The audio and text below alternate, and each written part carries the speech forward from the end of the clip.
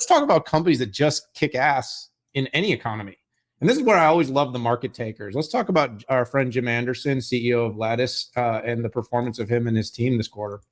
Yeah, just another boring record quarter, Dan.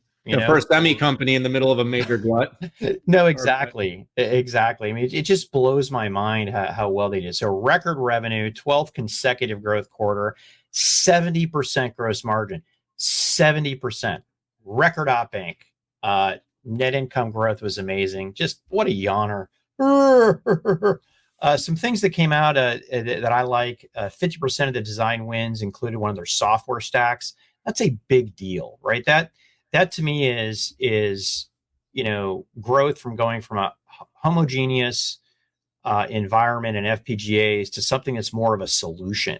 And that's one of the biggest challenges with FPGAs is how do I program this thing? And by putting 5G, putting O-RAN, putting automotive, putting industrial IoT and vision, and a lot of other stacks, that just means that's just more value. And by the way, you're competing with ASICs. You're competing then with microcontrollers, which increases your TAM. So last comment, lots of room to grow with Avant. Avant hasn't even showed up yet. So final comment, May 15th, Investor Day, the 6.5 podcast. The 6 is going to be there.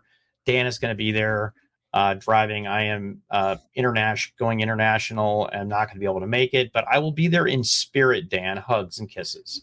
Yeah, I appreciate you, taking half the credit and doing none of the work. Just kidding, everybody. Just kidding.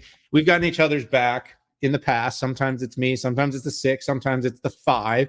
And of course, since we're expanding now, we've got new faces in the firm. Did we mention on the show that we added an amazing new show connected with Diana Blass? That's going to be launching really soon. She's a rock star, and I look forward. Anyways, I don't want to have the Lattice earnings fall too far from the grace they deserve. But Pat, look, how do you beat and beat and beat and beat and raise when every other semiconductor company is literally hanging by the thread on the chinny chin chin? I mean, this is a company that just does things right. And of course, the programmability, the flexibility that they offer, and the fact that they are often in an accompanying semiconductor in many, many designs enables them to get scale. They've won a lot of designs, and even in the condensed or shrinking markets in OEMs they're still growing. Which, Pat, by the way, what does this mean for them when the when the trend flips?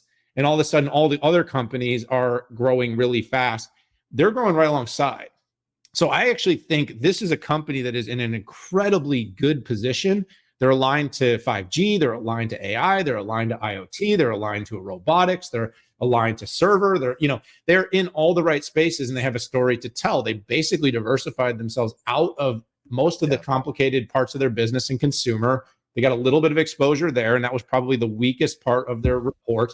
But also, Pat, they're expanding margin, which means they have a lot of pricing power, which means, the company can continue to make more money on even less revenue. So even if growth slows down, they're able to make more dollars out of every dollar that they sell. It's just a very well-run company, Pat. And of course, at $1 billion, it's different than when you're at 50 billion, and the ability to continue this types of growth from where they're at now to 5 to 10 billion a year in revenue.